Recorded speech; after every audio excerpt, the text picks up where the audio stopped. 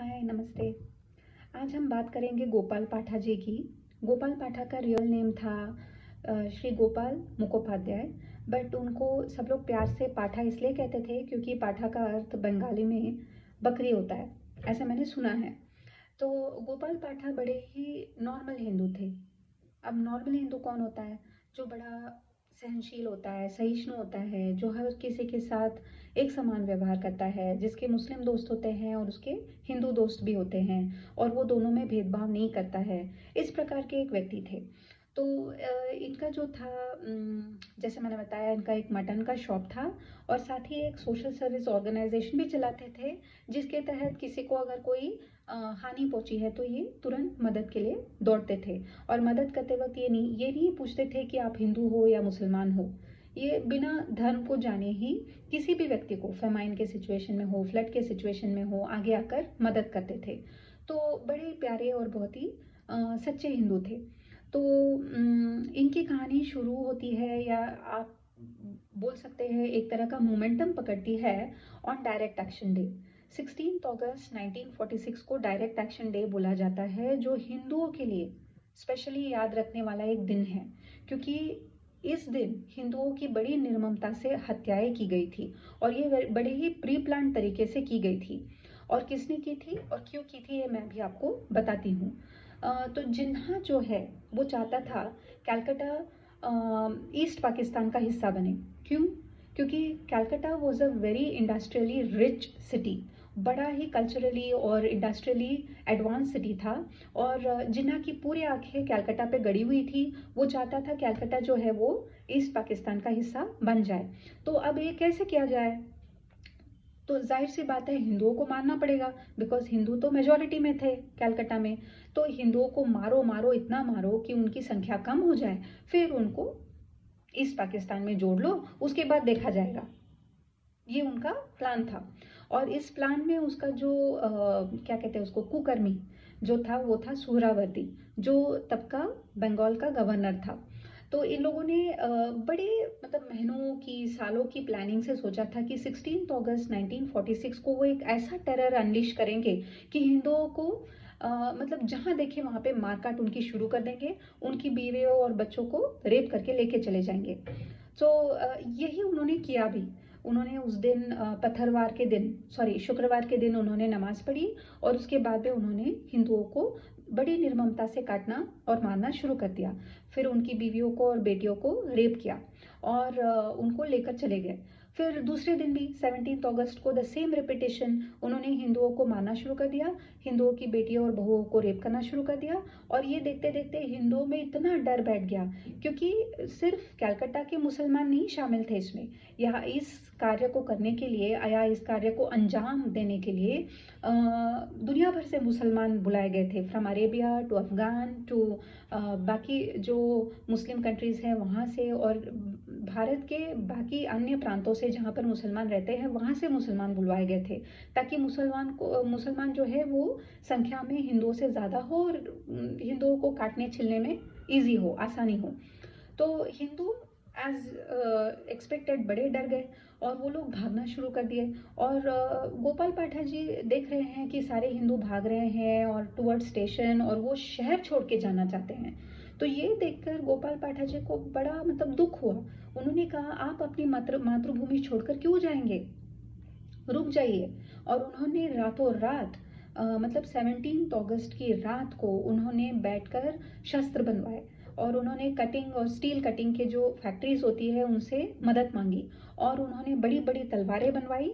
और 18 अगस्त की सुबह उन्होंने ये इंश्योर कर लिया था कि सारे हिंदू बहुल इलाकों में जो शस्त्र है वो पहुंचाए जाएंगे, क्योंकि हिंदू प्रतिकार नहीं कर पा रहे थे, क्योंकि उनके हाथों में शस्त्र ही नहीं थे। उनको बेचारों को ज्ञान ही नहीं था कि उनके लिए इतनी खतरनाक प्लानिंग हो रही है उनके पीठ पीछे। तो उन्होंने क्या किया, हर हिंदू बहुल इलाके में हर हिंदू को, जो हिंदू मेल्स है, उनको खड़ा किया और बोला कि भाई तुमको लड़ना है। और उनके हाथों में, उनको जो तब बहुत जरूरी था वैसे उनके हाथों में शस्त्र रखे। ओके।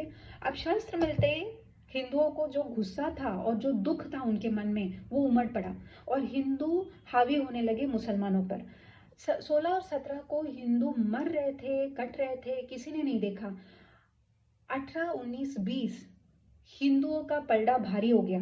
हिंदू भी अब शस्त्र के साथ खड़े हो गए थे।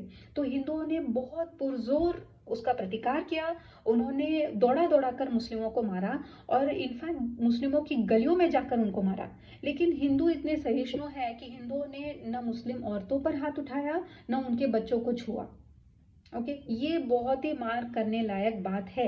लेकिन साथ ही उनको गुस्सा और दर्द इतना था कि उन्होंने हिंदू जो आदमी थे, जो इस षड्यंत्र में शामिल थे और जो हमला करने आए थे, उनको नहीं बख्शा। तो जब ये होने लगा तो नेहरू और गांधी तो आप जानते ही हैं कि उनका मतलब अपीजमेंट तो हमेशा से ही स्ट्रांग रहा है। तो उनको बहुत दर्द हो गया। उनको लगा कि भाई ऐसा क्यों खून बह रहा है, मासूम लोगों का, मुसलमानों का। तो वो गोपाल पाठा से मिलने आए और गांधी जी ने बुलाया गोपाल पाठा जी को। और गोपाल पाठा के जो हिंदू फॉलोअर्स थे और वो खुद थे, वो रुकने का नाम नहीं ले रहे थे, क्योंकि उनके मन में बहुत ही ज़्यादा विश्वासघात का जो दर्द होता है ना, वो बहुत ही मतलब very strong pen it is. तो उसके चलते वो लोग बिल्कुल अनकंट्रोलेबल हो गए थे और उन्होंने मुस्लिमों को काटना शुरू कर दिया था। और वो रुकने का नाम नहीं ले रहे थे। जैसे काली माता को होता है, वैसे उनका हाल हो चुका था। तो काली माता को भी कहते हैं कि जब गुस्सा आता है तो उनके गुस्से को कंट्रोल करना किसी से भी पॉसिबल नहीं है। तो गांधी आकर बोलता है कि भाई गोपाल जी, आप अपना शस्त्र डाल दीजिए। फिर गांधी के जो चमचे थे वो भी आए, उन्होंने भी वही कहा कि आप अपने शस्त्र डाल दीजिए। सो गोपाल पाठा ने उनसे सिर्फ एक शब्द में कहा, एक सेंटेंस में अपनी बात खत्म की कि गीता में कृष्ण ने मुझे बताया है कि मुझे मेरी आत्मरक्षा के लिए शस्त्र उठाने पड़ेंगे। और मैं शस्त्रों को कैसे फेंक दूं? इन शस्त्रों ने मुझे बचाया है, मेरी बहुओं को, मेरी बेटियों को, मेरी पत्नी और मेरे माओं को बचाया है। मैं इसे कैसे छोड़ दूं? तो ये आपके लिए गोपाल पाठा है। आप जानिए कि ये कितनी बड़ी मतलब हस्ती है कि आप हिंदुओं को डरपोक कहते हैं। ये डरपोक हिंदू है या जाबाज हिंदू है? और आपकी मतलब सालों की महीनों की प्लानिंग को उसने पानी फेर दिया 2 दिन की प्रिपरेशन में। उसने वो मतलब वो फीलिंग्स जागृत किए हिंदुओं में कि भाई तुम भी जीने लायक हो, लड़ो अपने लिए, अपनी बहू बेटियों को ऐसे जाने मत दो। Don't let anybody rape your children, rape your wifes. अपना मतलब संरक्षण करना ये तुम्हारा परम धर्म है। ये सिखाने वाला यह धर्म गुरु, हम क्यों इसे भूल गए हैं? हम क्यों ऐसे लोगों को भूल रहे हैं? अगर हम ऐसे लोगों को भूलेंगे तो निश्चित ही हिंदू जो है वो आगे चल के भी डरपोक ही कहलाएंगे।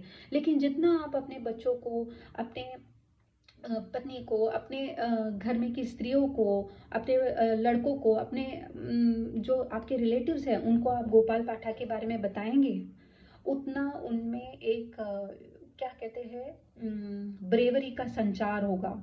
वो खुद भी साहसी बनेंगे, क्योंकि ये आदमी बहुत ही मतलब साहसी व्यक्ति था।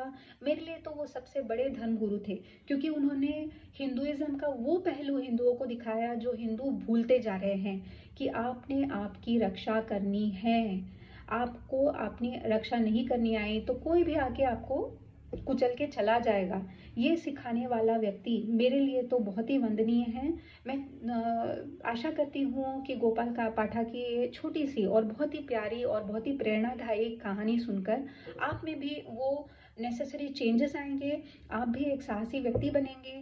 साहस के लिए आपके पास शस्त्र होना बहुत ज़रूरी है। आप भी शस्त्रों को रखेंगे और आप अपना संरक्षण और अपने लोगों का संरक्षण ज़रूर करेंगे। अपनी मातृभूमि को वैसे ही छोड़ के नहीं भागेंगे। और ऐसे चलते हुआ क्या कि जो कलकत्ता से भाग रहे थे वो हिंदू वापस आए और हिंदुओं ने लड़ाई की। और आज भी कलकत्ता एक कल्चरल कैपिटल की तरह हिंदुओं के लिए बहुत ही अहमियत रखता है। All because of mister Gopal पाठा। Okay, so I'm praying to him to give us all that kind of courage that he had, and let that light of dharma glow in all of our hearts. With this sincere prayer, I'll end my speech. Jai Hind, Vande Mataram.